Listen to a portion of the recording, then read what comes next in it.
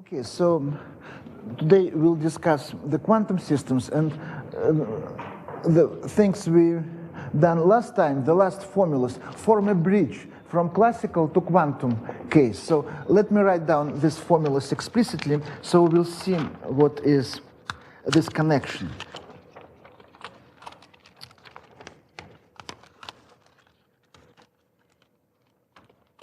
So remember, last time we discussed the following Poisson brackets written in this form. I'll write it down and then we'll see.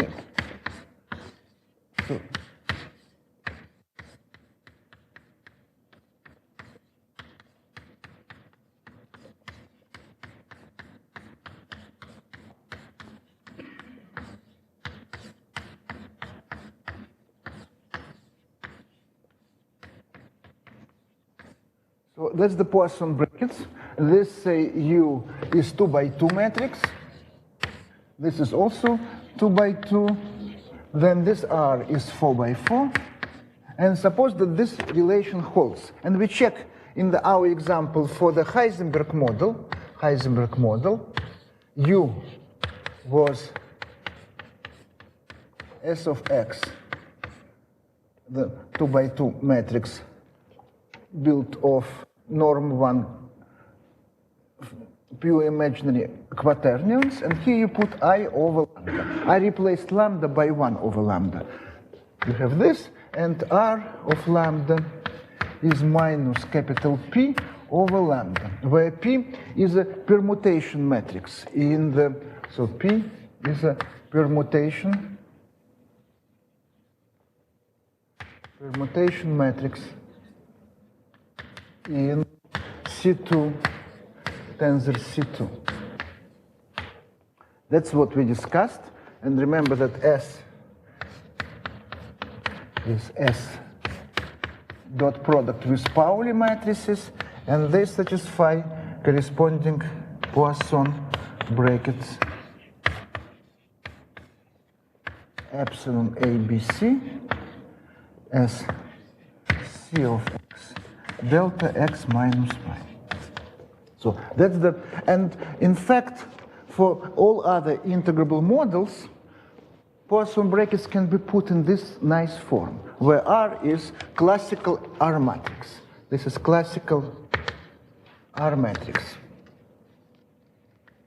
And this is the simplest example. It's called rational R matrix. It could be trigonometric and elliptic. And there is some theorem of Belavin and Drinfeld which says that these are all examples. You cannot go beyond elliptic. So genus 1 is the last case you can consider this type of object. Because clearly, this we are not discussing, but I'll just mention it, that if you may ask the following question. So consider collection of all matrices, U of X lambda, say rational functions of lambda with some coefficients. And suppose you want to define Poisson bracket structure by the right-hand side of this formula with some matrix R. Then the conditions of being Poisson bracket, namely skew symmetry and Jacobi identity, imply certain restrictions on this matrix R. Skew symmetry is simple, should be rather kind of odd in some sense. But Jacobi identity gives rise to the what is called classical Yang-Baxter equation. Jacobi identity follows from classical Yang-Baxter equation. It's not equivalent. It's a little bit subtle, but it follows. That's the very simple statement. Jacobi identity for this bracket defined by the right-hand side. But just to finish this, I like to state the very important result, which kind of is a passage from infinitesimal to global. And this is the following simple statement. We'll state it as a theory. So let's write this. So let T of xy lambda be a solution, or rather, let's say it differently. Let T satisfy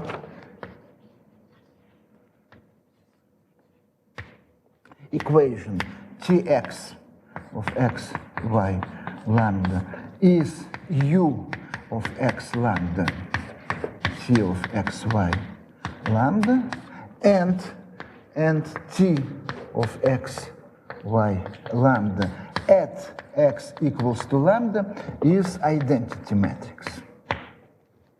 Then if u of x lambda satisfy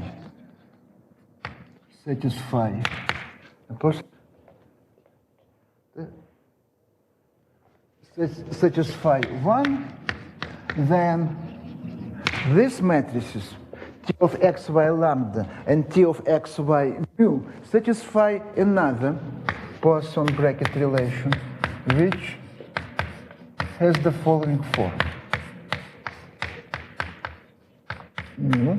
So here x and y are same. Then this is a commutator with the R matrix of the tensor product of 2T.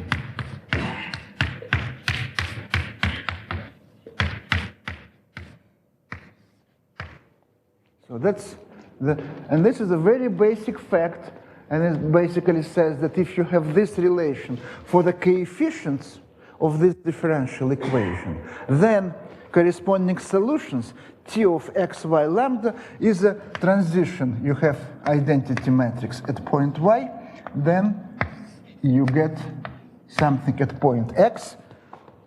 It's a holonomial of this connection. This is the matrix T of x, y, lambda. So that's the very basic fact. And we'll see how this, our example of the Heisenberg model, will generalize these facts for the quantum case. Now, the passage is, so first we can see them discrete. We can see them discrete case. Still classical. When we have this, when we discretize this equation for u of this form, and then the equation trivially becomes like this. That's the most naive discretization. I lambda, Sn, sorry. Sn. Now we replace times psi n. And you see here, let me change, this is the negative sign here. Let me change lambda by negative lambda. Let me remove this sign, and let's put it here. Then we can write this as 1 over lambda, lambda times identity matrix plus Sn over I, plus I Sn, plus I Sn psi n. And then this is a scalar factor. Redefining psi, we can get rid of it. And finally, all this leads to the following discrete analog of this parallel transport by the connection defining Q, which is exactly Ln. I'm writing lambda. Let's put here C, meaning classical, times psi n, where Ln of lambda is this form, lambda. I'm just copying. But now let's write this explicitly as a 2 by 2 matrix. Because remember, Sn is a vector Sn with components times vector with components sigma matrices. And components we denote of Sn we denoted as 1, 2, 3. That's the vector Sn. And then we can write this as the following 2 by 2 matrix. Lambda plus I Sn3. Here we put Sn minus, maybe times I. Let me check. Yes, I. Here we put I Sn plus lambda minus I Sn, where finally Sn plus minus is Sn1 plus minus I Sn2 divided by 2. So that's the usual notation. Then, and so this is called L operator.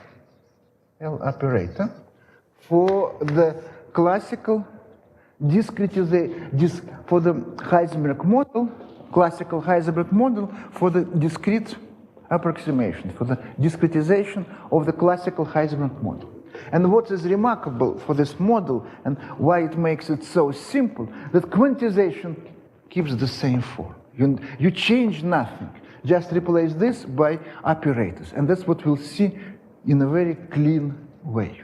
That's why this example is so simple. Just it serves both cases just by construction.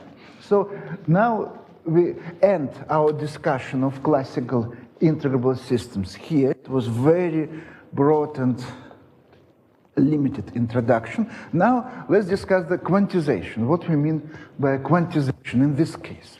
So remember that we have, basically it's quantizing sphere S2 with the volume form, with the area form. This is area form. Then we realizing this as a projective space, projective non-dimensional projective space, PC1, then P1 rather, let's write it P1. Then we know that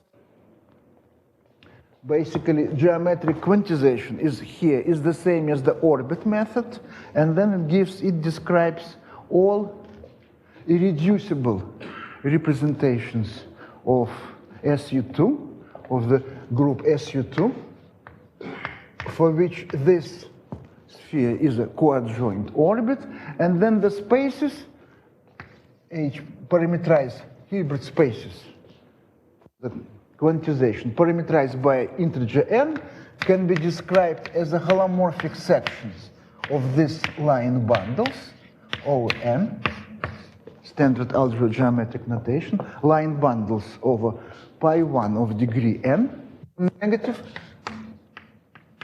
and dimension n is n plus 1. If we denote n as 2s, s will be half integer, and this is a spin. This is a spin.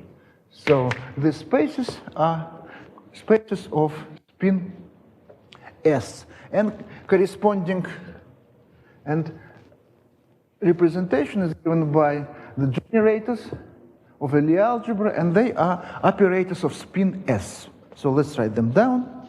So the operators of spin S, will denote them by S1, S2, S3.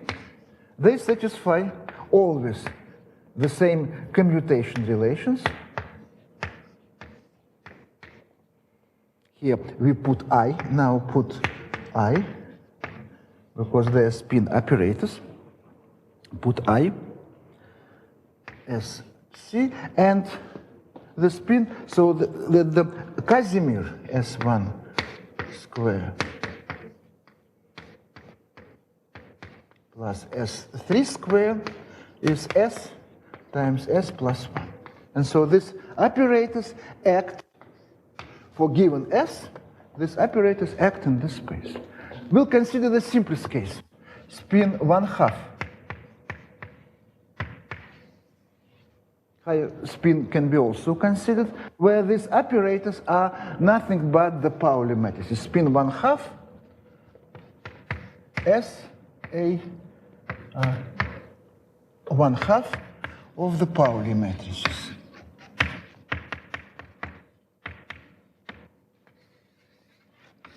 And now here we simply replace.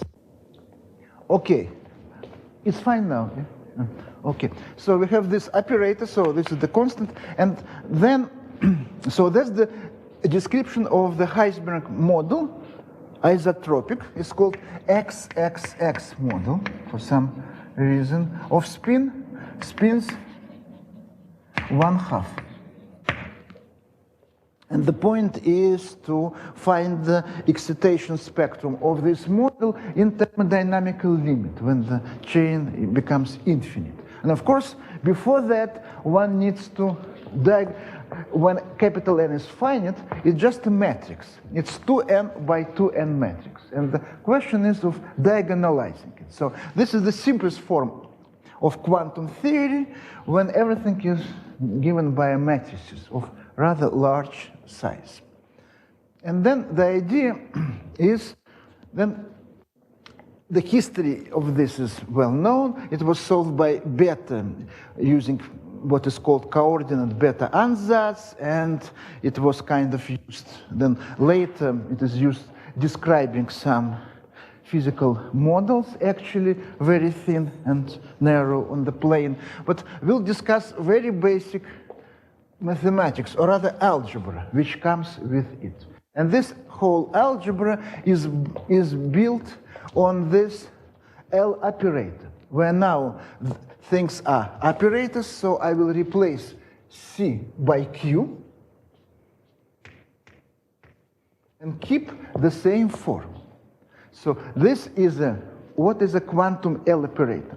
Is a 2 by 2 matrix in some auxiliary space whose entries are actual quantum operators, which all of them act in the Hilbert space of the problem.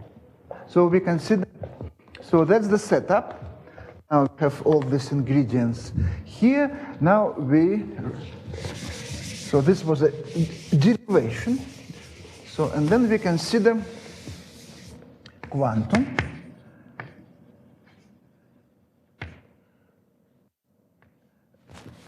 Quantum problem, where we have psi n plus 1. And then lambda psi n. We'd like to solve where we put psi, and we'd like to solve this. Here, I forgot to mention, there are periodic boundary conditions, obviously, because there is n plus first side. This is the same as the first side. You can choose other boundary conditions, but you need to impose some boundary conditions. And then and so analogy here is the following.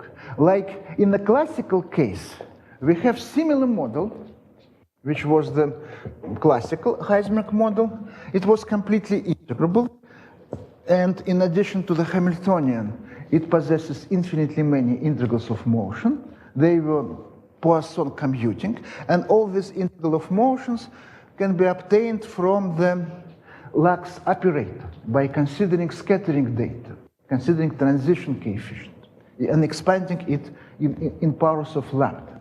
Now, with sign of J is not important. When n is finite, it's totally not important. But when we consider thermodynamic limit, it becomes very important. For finite n, it's just because we'll find all eigenvalues, in a sense. So now, the problem is to show how to generate quantum integrals of motion. And then, so I will no longer write Q. Now everything will be quantum. And so here, we can solve this equation in a trivial fashion. So we're starting from the first. So then we can say that we consider, like in a continuous case, the holonomy matrix is a path-ordered exponent of the connection. Here, the holonomy matrix is just the ordered product. And so, let's write, so quantum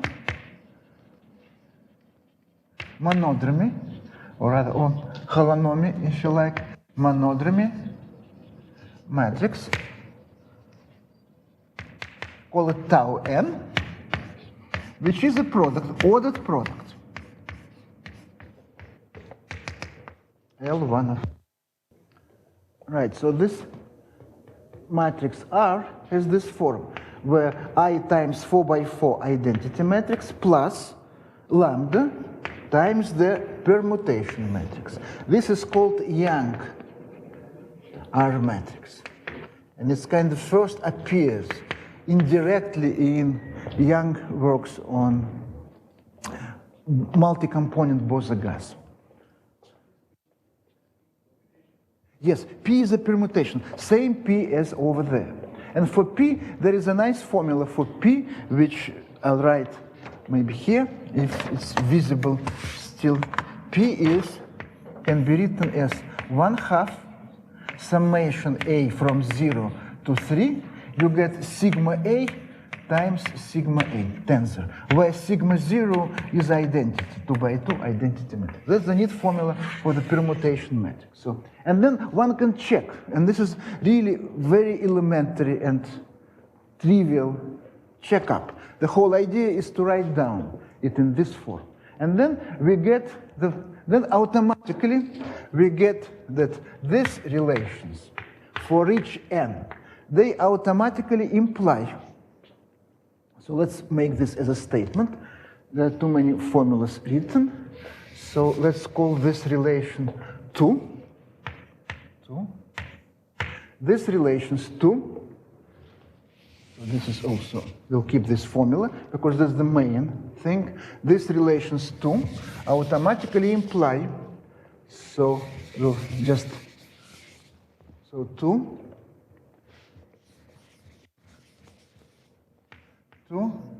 implies that the same relation holds for quantum monodromy matrices.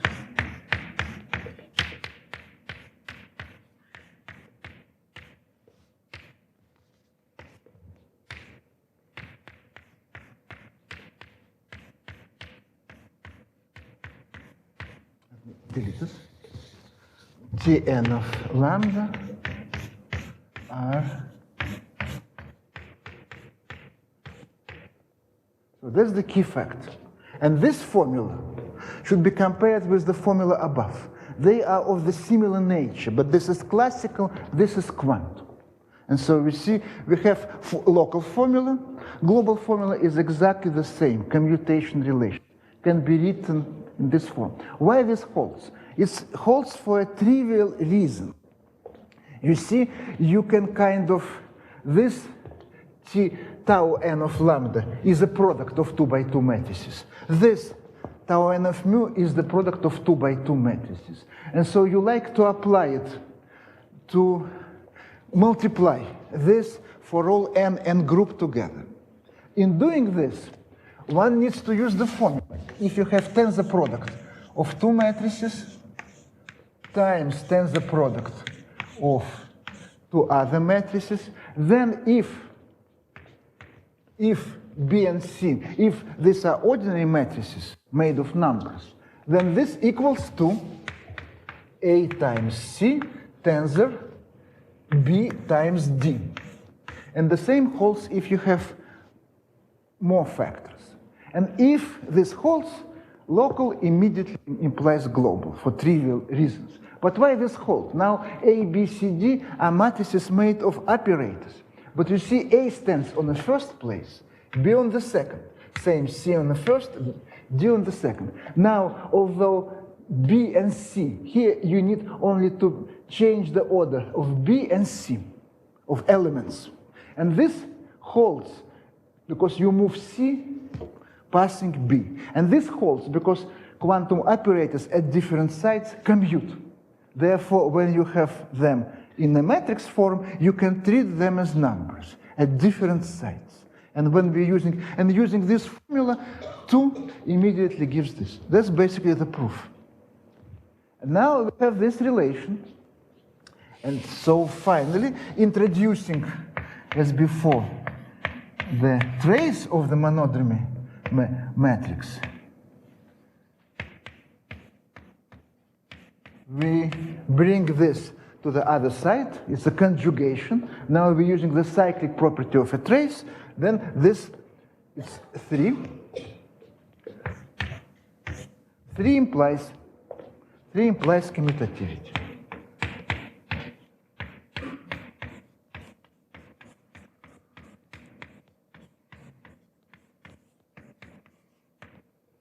And there are many remarks one can make regarding this equation when putting certain things. It's a basic equation. It can be used to define quantum groups, like quantization of Lie groups. Some version of it can be used to define quantization of Lie algebras, or rather quantization of universal enveloping algebras of Lie algebras. So it has many, many applications. But this is the simplest example where everything is hands-on. It's just very elementary matrices. Exactly. So that can be something I can give you many models that. Right, right. That's a very good question, because if you have this relation, then R cannot be arbitrary in a sense, because you can consider 3 of them and do it. And then you will see that it's exactly like factorized scattering. And then, of course, R satisfies Yang-Baxter equation, which is, in some sense, an equation for factorized scattering. So let's see the following. Remember, we discussed that classical Yang-Baxter equation guarantees that Poisson brackets defined by this formula satisfy Jacobi identity. In the same way, quantum Yang-Baxter equation, which we'll write down immediately, guarantees that algebra defined by this formula is associative.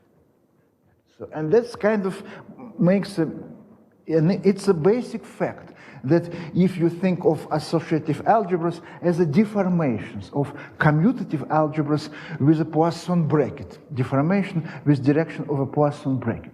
And so, or in other words, you have a family of associative algebras, one parameter family, then infinitesimally the kind of the associativity of this family brings down Jacobi identity. So that's very, and all this is, there are many other very deep and interesting applications. But first, let me write down the quantum Yang-Baxter equation. So we've written this. I'm deleting this formula, skipping the Hamiltonian for the time being. So quantum Yang-Baxter equation, that's how you abbreviate it. It has the following form: R1, 2, lambda minus mu times R1, 3, R of lambda times R2, 3 of mu is the same in the opposite order. R2, 3 of mu, R1, 3 of lambda, R1, 2 lambda minus mu. I'm writing bold R because they will be just usual capital R related by a very simple formula. That's the quantum Yang-Baxter equation, which you can think of R as a scattering matrix for some quantum field theory, and this is a scattering matrix in the simplest case. But here the indices mean the following. R matrix R is a 4x4 matrix. It's in C2, tensor C2. Now we consider the product, tensor product of 3 spaces, C2, tensor C2, 3 times. And there are 3 ways of embedding 4x4 matrix into this. You put here 1, 2, an identity matrix on this place. This is R1, 2. R1, 3 is here and there. 2, 3 is the same. So there are 3 ways of embedding, and this is relation. It has, you can write it a graphical interpretation. There are many, many things. You can give a 1 semester course of this. So we are just giving like 5 minutes. But still, this is an example where one can learn a lot of things from here. For instance, how this quantum R matrix is related to classical R matrix. Why this is called classical and quantum. And there is a very simple relation which shows that, to get this relation, let's just introduce some constant, say Planck constant, And then we have, so instead of writing here, let me introduce. Okay, so now so we keep this form. Let's write just from a bolt R, we defined R of lambda, which is permutation times the bolt R. So that's just another form of quantum arithmetics. And let's include Planck constant. Let's replace I by I times h bar. H bar. Here we just rescale everything. When you quantize, there is a h bar, we put it to be 1. But let's restore it. And let's write this. H bar. Then it's very easy to write down what this p square is 1. So when you multiply R, not a bolt, R, ordinary R is I h bar times permutation plus lambda times identity matrix. And then you can write that this R can be written as identity plus I h bar over lambda times p plus higher order terms, just by expanding this. And then we see that this is identity. Identity, of course, R matrix is here is defined. You can ignore the identity. This computes with everything. And the next term is precisely the classical R matrix. And that's exactly what happens for any solution. If solution of Yang-Baxter equation for h bar equals to 0 is identity matrix, then it admits expansion of this form, and the first non-trivial term is the classical R matrix. And you can get classical Yang-Baxter equation as corresponding semi-classical limit of this quantum Yang-Baxter equation. All this is straightforward. And so that's the very elementary introduction to all these things. Now let's write this R matrix in the form. So now two more things before we can go further.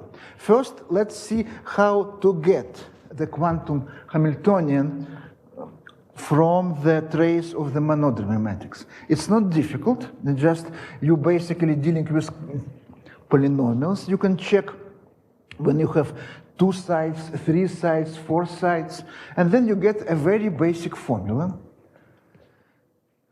So let's using this particular form of the L operator. Now this L operator is crucial in order to get this basic formula. And this basic formula is the following. Let me delete this, since this we've used several times. So then the formula is the following. Let me write it down correctly.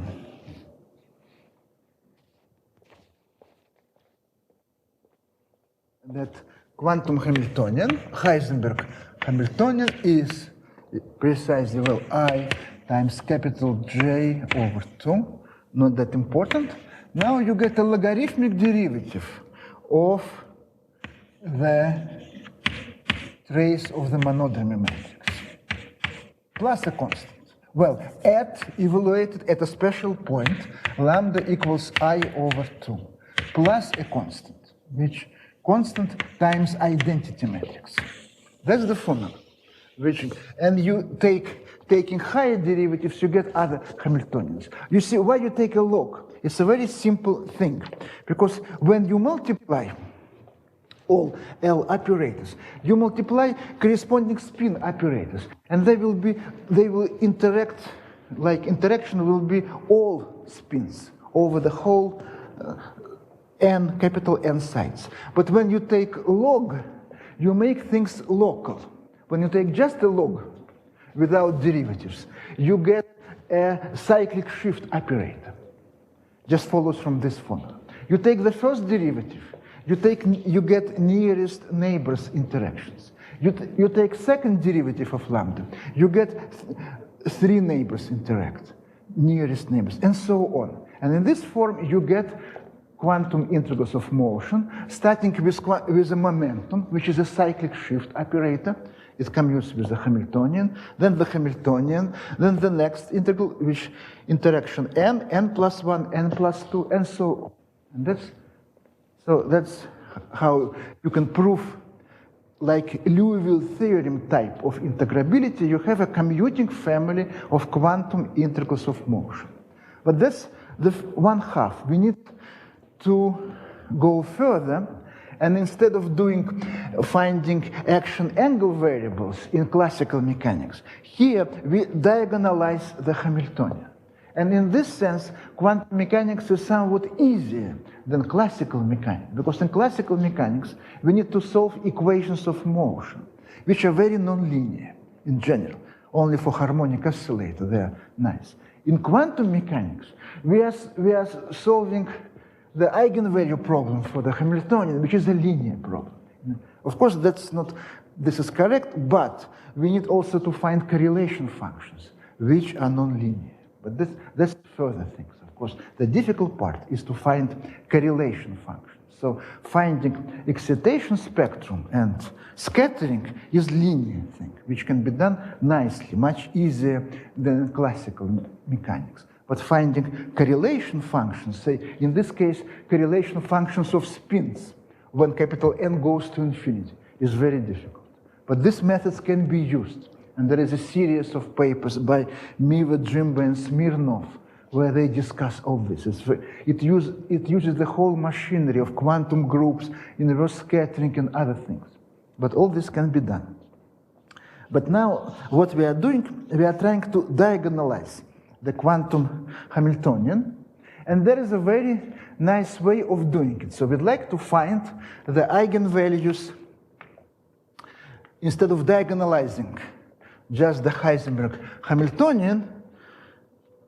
One should diagonalize all commuting integrals of motion simultaneously. In other words, one needs to diagonalize the trace of monodromy matrix. And there is a way for doing it. It's called algebraic beta ansatz, which I'll explain very briefly, because here it's, again, very elementary in some sense. So let me delete classical. This has been used, and we've seen clear analogy, how the basic formulas in classical case lead to corresponding relations in quantum case. Of course, the history was different.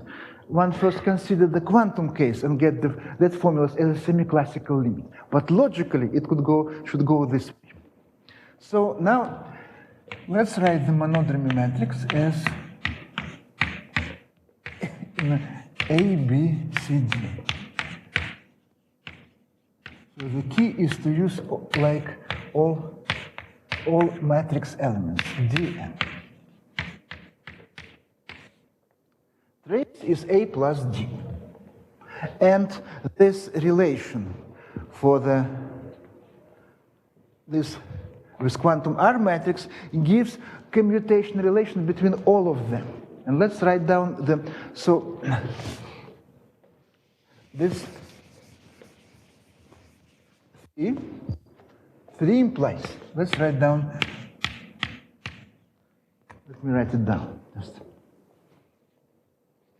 implies that B commute.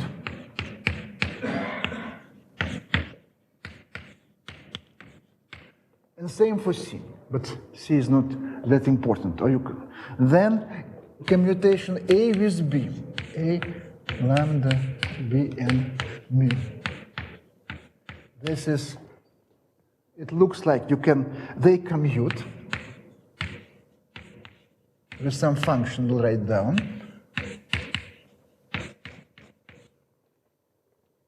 Plus some another function where you interchange the indices. So relation becomes a little bit tricky. And I need to write down what stands here and what stands here. In order to write it down, we need to know exact structure of the quantum R matrix. Exact structure is very simple. It follows from this form, that quantum R matrix has this very simple form. Let me put it here. quantum R of lambda is of this form. 1, 0, 0, 0. Let me write it down. I have it here. 0, b of lambda, little b, c of lambda, 0, c of lambda, b of lambda, 0. It has a very simple form. You can get all these relations for free, where b and c are very simple elementary rational functions. B is this, and c is lambda over lambda plus I. And then you get here, you get 1 over c mu minus lambda. Here you get 1, here you get minus b mu minus lambda over c mu minus lambda. Something of this sort. So, and the similar relation for g, dn of lambda, bn of mu. There's a similar relation. Basically, you write here, you replace lambda 1c lambda minus mu. You get the same. Put d lambda, and here you also replace lambda in mu for this term, and put b dn of mu. And now the idea and so we need to find the eigenvectors for a plus d. And how we construct? It follows from this form of the L operator, which I unfortunately erased. Follows from this form that L operator, ln of lambda, has this very special form. It's lambda plus I Sn3, Sn plus I Sn minus lambda minus I Sn3. And then you see here you get raising and lowering operator. So there is a vector. So in each of the spaces C2, the basis consists of vectors spin up and spin down. And if we introduce the vector, say, spin up, call it omega n, 1, 0. Then this will annihilate. And then this operator acts on this vector by 0. This is an eigenvalue of this, and this is the eigenvalue. This flips, but we don't care. And this is true for if you consider now the vector, which is a tensor product of this.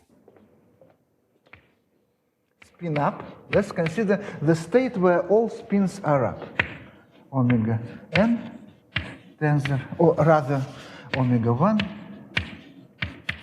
tensor omega n. All spins are up. Then, since each L operator annihilates this vector, and we get a triangular matrix where you get 0 and C numbers over here, then the product of triangular matrix is triangular, and we immediately get that operator Cn annihilates this vector, and this vector, omega n, is the eigenvector for both an and dn, with the eigenvalues lambda plus I to the power n and lambda minus I to the power n, rather I over 2, and dn of lambda times omega n times omega n is lambda minus I over 2 raised to the power n times omega n. So these are very basic eigenvectors. So this omega n is like a reference state in this sense. There is some commutation relation. Yes, C also commute. So let's write this. Same for C. For Cn. For C. but C will not be needed. And so the idea is the following. It's like, so you see, this is like for a single site.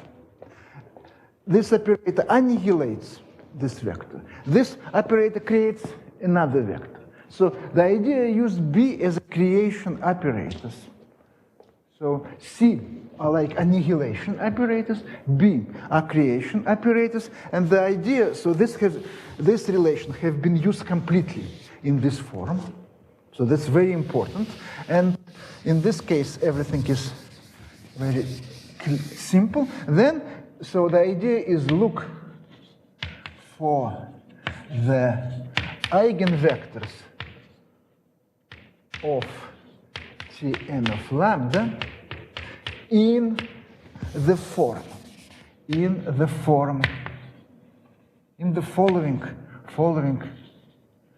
form. We call them beta vectors. And what you'll get, you get algebraic beta ansatz psi of lambda 1, lambda L, where you apply so this operators B commute, so you apply their product in any order at some points, lambda 1, lambda L, apply to the reference state. Reference state will be the ferromagnetic vacuum. If the operator, if J should be positive or negative, we'll check. Then this will be the ground state, the state with the lowest energy. And precisely if you choose the constant here in a special way, Hn will annihilate this. So that's the ground state, and all other will be excitations in a simple case.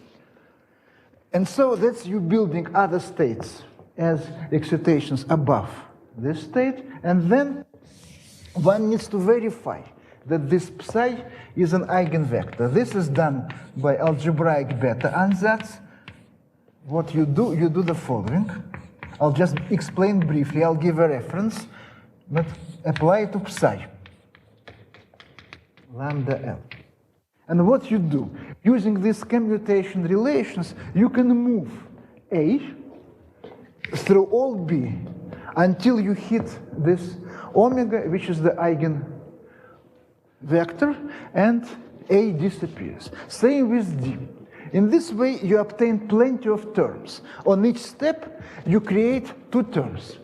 Therefore, you get one very nice term when A is moved through B without changing arguments. That's one term. And you get 2 to the L minus 1 bad terms. Same with D. There is one very nice term when you move D through B without changing anything, just acquiring this constant. Product of these constants, applying to, and all bad terms, unwanted terms. And then the condition that psi is the eigenvector is that the sum of these unwanted terms is 0, which can be made easily see what are the equations by using commutativity. So let's write down the result. So that's the idea. In this case, so the idea is if lambda 1, lambda L satisfy the following equations,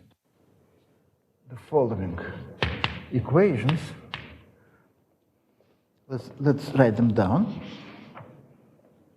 Equations are lambda is a system of equations, lambda J minus I. So I is a square root of -1. Here, it's not an index, times lambda J plus I over 2 to the n equals to product K from 1 to L. K is different from J. And here we get the ratio, like the product of S matrices, just in a sense. Lambda J minus lambda K plus I. You get this system of equations, J from 1 to L. Suppose you have lambdas satisfy. Then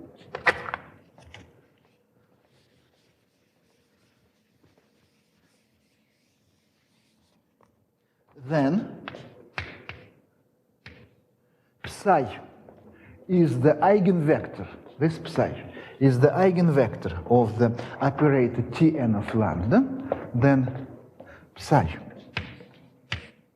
If psi is non-zero, this you may get 0 along the way, which is not good, because 0 has any zero vector, psi is not 0, is an eigenvector for Tn of lambda with the eigenvalue,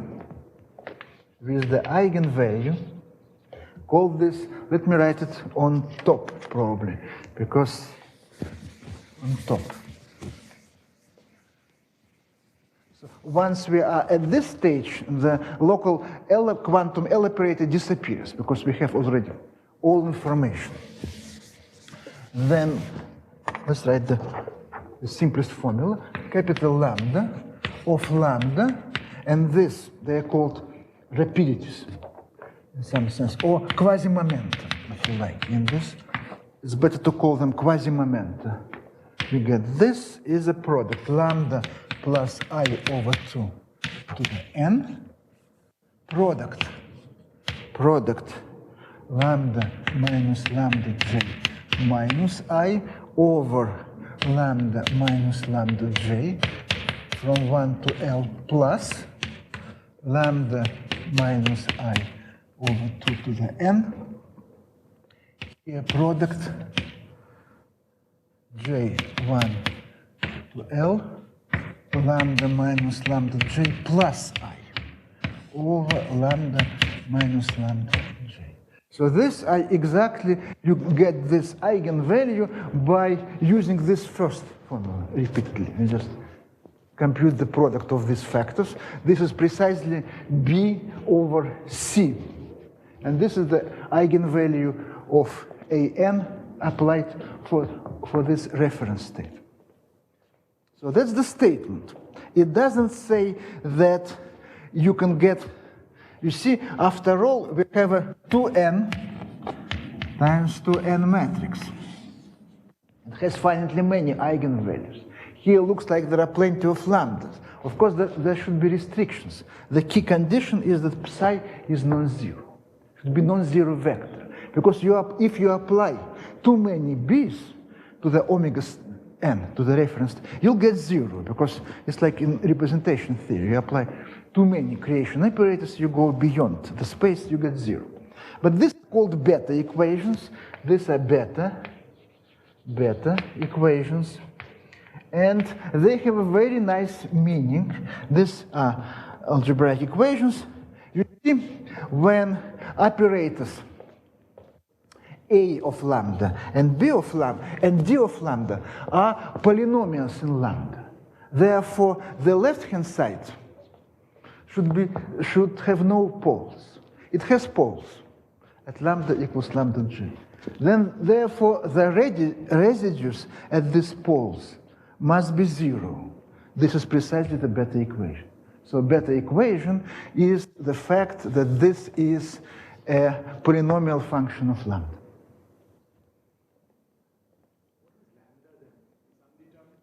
No, lambda is the eigenvalues of Tn of lambda. Lambda is like a parameter for generating function.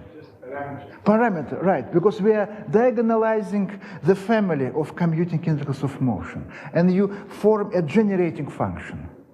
So they depend on lambda. If we'd like to find the eigenvalues of the corresponding Hamiltonian operator, then the eigenvalues, we need to take logarithmic derivative of this and put lambda equals I over 2. This term will become 0, and you get sum of particles. So exactly, you get sum of quasi-energies. So this plays the role of quasi-momentum, of quasi-particles. In ferromagnetic case, they're real particles, they're magnons. In antiferromagnetic case, when the ground state is the largest eigenvalue, they are pseudoparticles, because you need to find the actual ground state field, which will be obtained by filling some Dirac C. But that's a different story. I don't want to discuss. But that's the basic algebra. And then this, of course, this needs to be analyzed. This equation needs to be analyzed, and some mathematicians were doing it. It's related to representation theory and so on. So what we can say? Every set of lambda 1, lambda 2 to lambda n, there will be an eigen. If this set satisfies beta equations and the condition that corresponding beta vector psi is not zero, then for sure it's the eigenvalue. And this condition, Depends on the number of solutions. right, exactly, and this can be analyzed. It's kind of non-trivial. You see, from a physics point of view, it's kind of not difficult, because if you consider the case J less than 0 implies that Hn is positively definite. In this simple case, you kind of consider, you can easily pass to the limit when n goes to infinity. And when n goes to infinity, things simplify. You get L equals to 1, you get one particle state, L equals to 2 particle states, and in the limit n goes to infinity, this can be easily solved. It's kind of free. And you get just free particles, what is called magnons. It's a ferromagnetic case. When J is negative, Hn is a negative, and so this is antiferromagnetic, antiferromagnet. And this is the most interesting case, and then you need to do more. I'm not describing it. But what's important is that we can understand how many lambdas you can take from a representation theory point of view. Namely,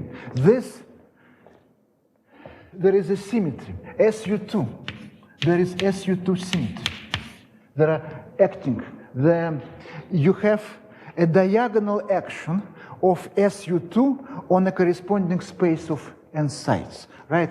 SU2 acts on Hn, on a Hilbert space, diagonally, rotating each of the spins by the same amount.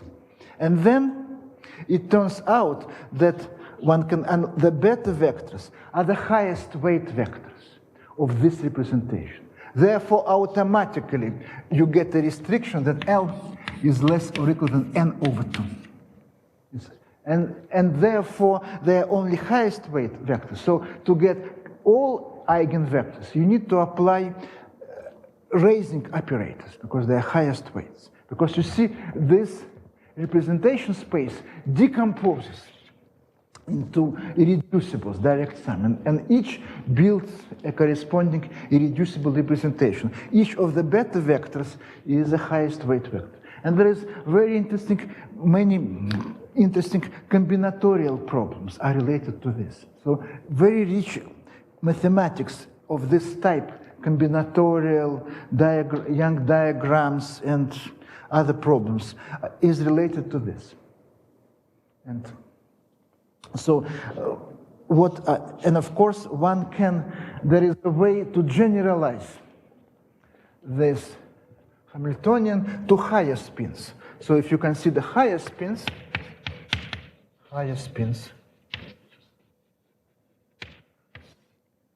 then this Hamiltonian, as written, works for any spin.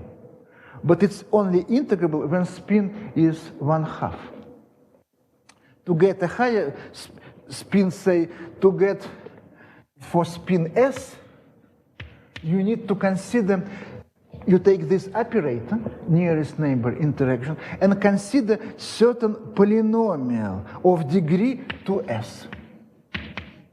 For instance, for spin 1, s equals to 1. For spin 1, the polynomial would be this square minus the operator.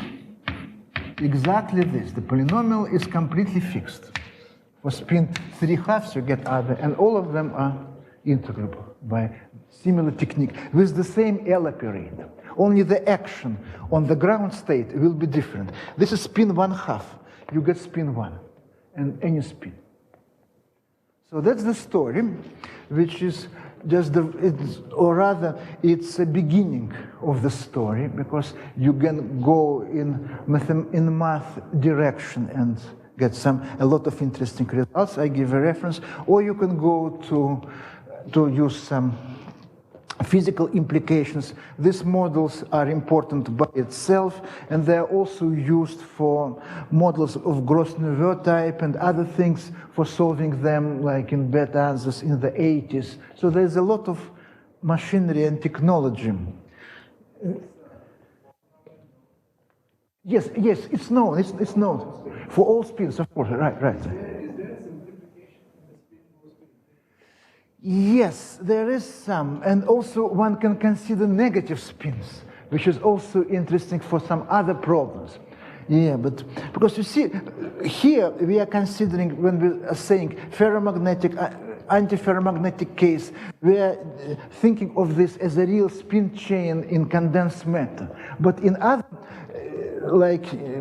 it's when people, there is some other development related to some diagrams for Yang-Mills theory, when people come also to these beta equations, but they choose different states, which are not related at all to the ferromagnetic or antiferromagnetic case. For it is dictated by the problem.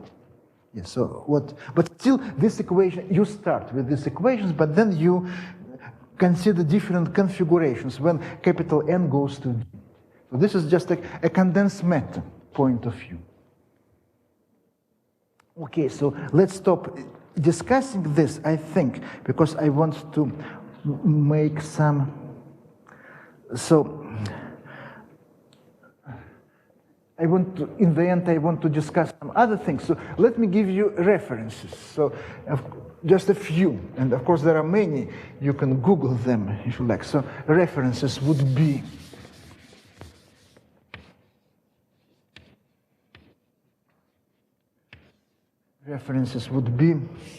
so to beta ansatz, there's paper by Fadeev. This is Russian math surveys 79. Then there is a paper by Fadeev recently. Fadeev is called New Life of Integrability, which is kind of integrability. It's around 2013. Then let me list Jimba, Miva, and Smirnov. They discussed correlation functions and many others. So I just listed the three where you can just start reading, and then one can learn these things. And of course, yeah, there's a lot of physics literature, and there is a lot of other things. There were some mistakes made in original by condensed matter people studying this, which was later corrected, and so on. It's a long story.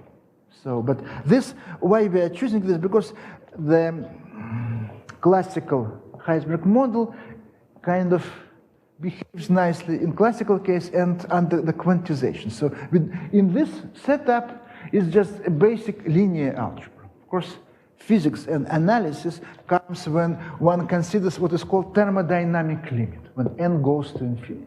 Then the finite dimensional space, kind of C to the 2n, becomes the countable products of C2, which is a very bad space. It's non-separable space. Therefore, in each, depending on the case, one chooses a separable subspace of this. And in one case, in a ferromagnetic case, it's like a Fock space. It's like you consider this omega n as as a generating vector for the Fock space, or rather omega infinity, and you build a separable space, the Fock space, around this vector. And this can be made completely rigorous. In antiferromagnetic case, there is the vacuum state, which is a very complicated vector sitting here. It's a mixture, spin up, spin down, in all possible combinations. When capital N goes to infinity, it becomes a very complicated vector. And you build a Fock space starting from this vector. And this is not done rigorously because it's very difficult. It should involve some von Neumann algebras, factors, because it's really non-trivial. So this is done only heuristically, everything is done. And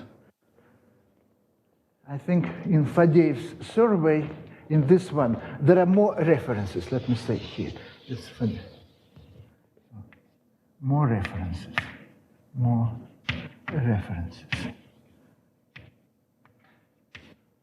And of course, these correlation functions are discussed in this series of papers by Jimbo, Miva, Smirnov, and other people. That's also very important development. So finally, let me mention something which is totally different, but it is a very recent, relatively recent development. So it's kind of interesting just to also another class of quantum integrable models, which come from topological strings, actually. So we are totally changing topic, but just for interest and for fun. So we'll see. First of all, you see here in this thing, there is no need to know what is a quantum mechanics. There is no, or quantum theory. You just do matrices. Of course, if you do so, but in general, one needs to do what. So let's discuss another topic: quantum mechanical integrable operators. So what we mean, well, let me give you a 1 minute introduction how to get quantum mechanics. In a sense, on the example, let's consider our phase space to be R2 with symplectic form dp dq. So it's a non-compact space. So what we do is the following. First, we choose some, so this is the symplectic vector space, you choose some Lagrangian subspace. For instance, you choose Lagrangian subspace, P equals to 0. So you have only Q lines, so you have P, Q, this is Lagrangian subspace. Restriction of the form is 0 to this subspace.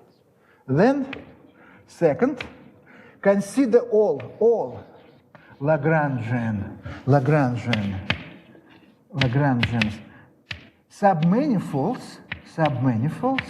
submanifolds, which projects on this L0, Namely, consider just the graph of functions. This means the graph. And to each Lagrangian subspace, submanifold, there corresponds a vector in a Hilbert space. That's just the way of describing L2 on R with the measure dq for this. Choosing any other Lagrangian subspace gives you a current description. But that's the identification. Functions, their graphs of Q are Lagrangian submanifolds which project one-to-one on the axis. And so we have this, then we have quantum operators.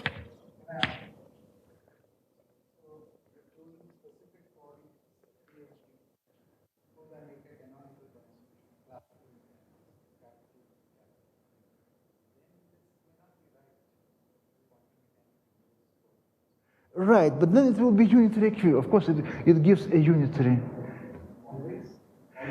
In quantum mechanics, yes, it's Stone von Neumann theorem in quantum mechanics. In quantum field theory, no.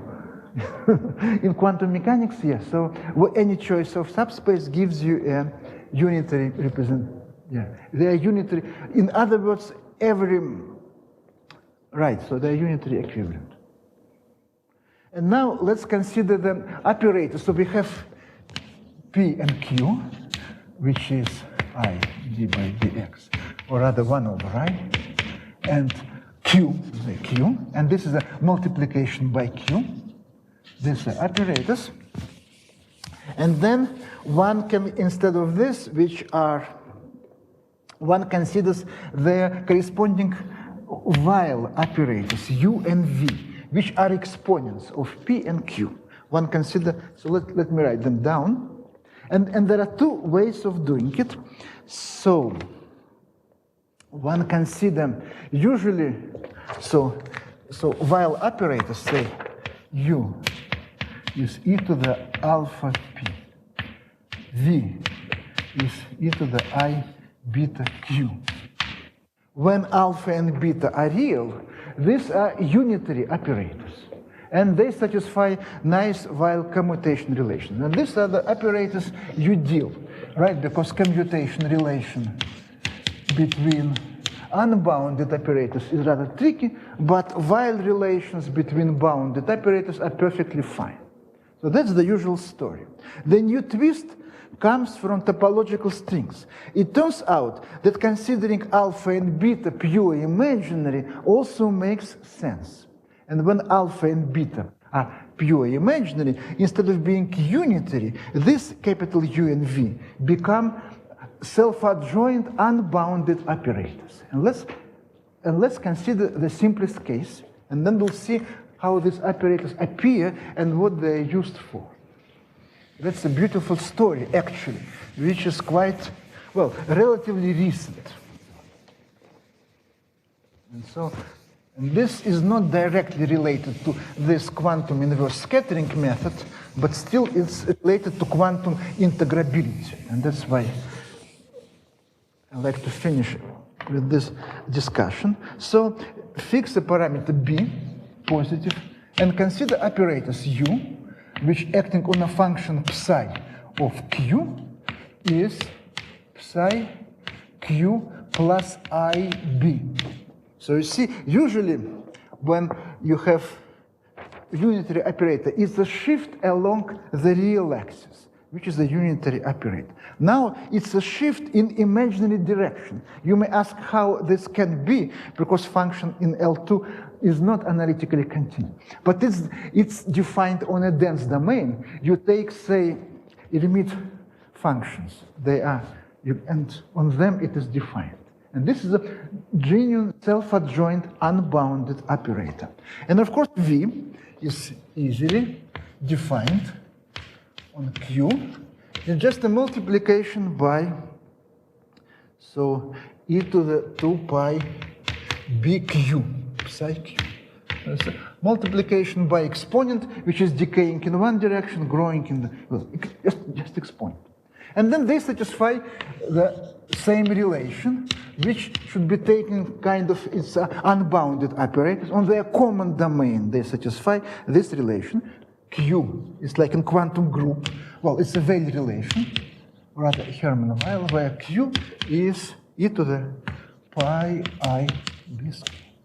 You can just verify all this elementary.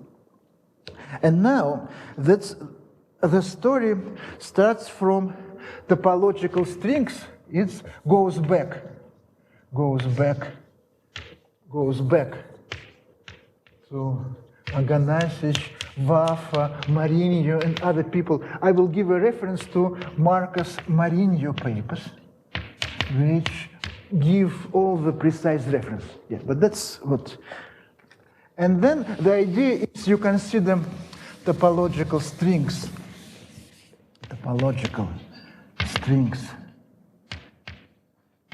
on toric Calabi-Yau, and then consider their mirror image.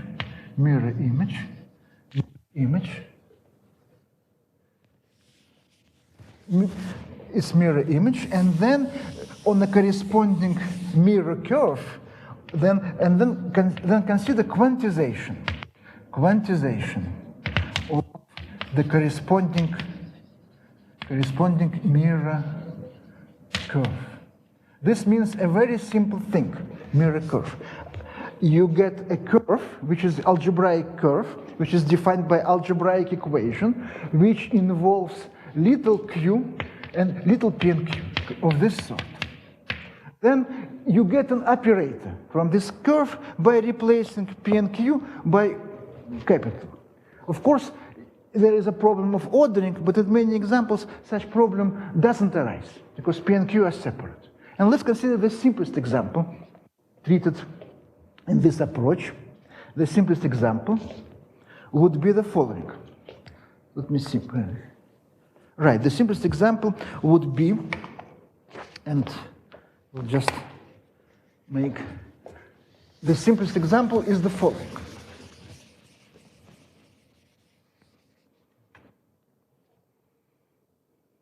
You consider the surface, pi 1 cross pi 1, and then you consider the canonical bundle over it, K. And this is a complex dimension 3 manifold S. Call this Calabi-Yau. This is your Calabi-Yau.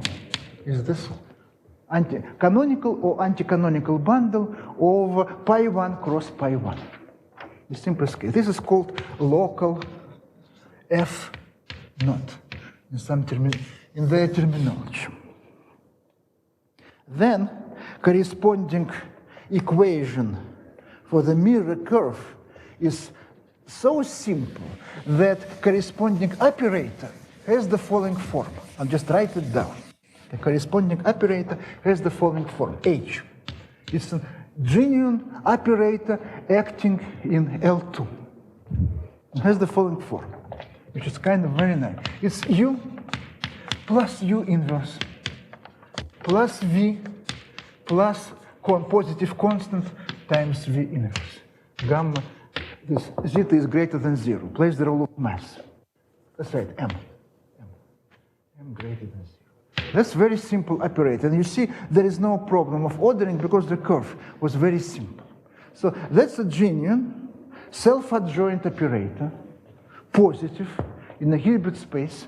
It's kind of growing. Well, you see that this U inverse, this is like a growing potential. It's like a cosh.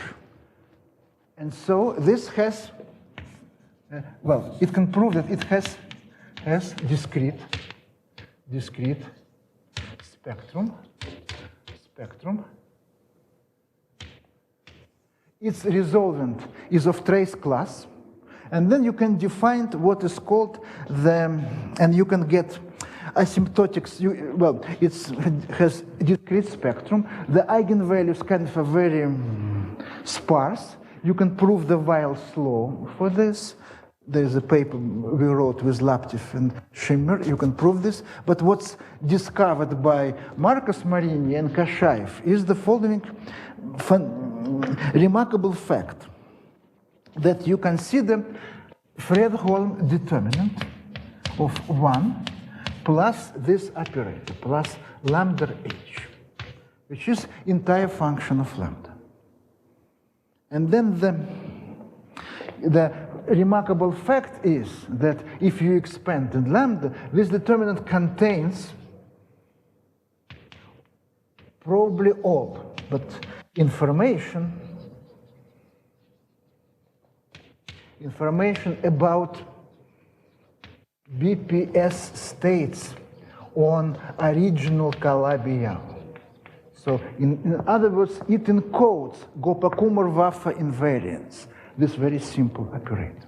In a sense, it's integrable. And there is a whole technology for getting these integrable quantum operators starting from the historic Calabi-Yau. There's a families of them, families studied by Marini and his collaborators.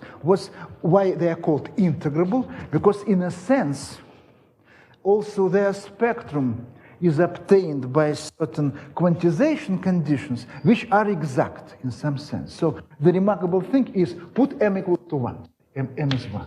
So you have the very simple and symmetric operator in quantum mechanics. It's not Schrödinger, it's kind of integrated, right? You get this Cosh plus cosh. It's kind of self-dual under Fourier transform and all like that. And this operator knows certain topological information in a precise sense. So that's I think it's very interesting to understand it from different points of view. Of course, they do using techniques from topological strings and other things, but what is the meaning of all this from the spectral theory point of view, or from the point of view of ordinary quantum mechanics, is really a mystery. It's a very interesting example.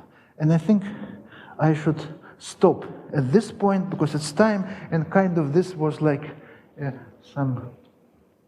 the last remark I like to make. Thank you.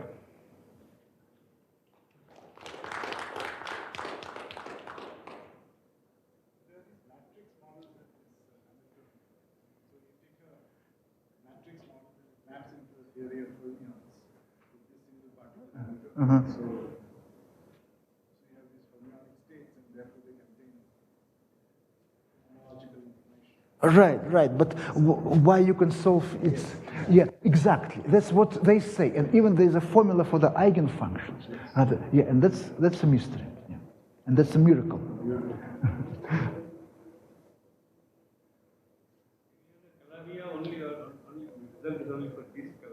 This is for this Calabi-Yau, but there are others families, and they're right. Of course, it's a whole machinery. Yeah, this is the simplest example you can come with. So, yeah. What is the reference for this? Excuse me? What is the reference for this? Well, you check. Well, Marcus Marini on archive, and then you kind of find you choose arbitrary. You find recent. Yeah. Then, recent. Yeah, it's just yeah. I don't have it like in there. He was giving a talk. Is it in his recent book? No. Not in the book. In the talk he gave. In the talk he gave. Website. Oh, okay. Check his talk.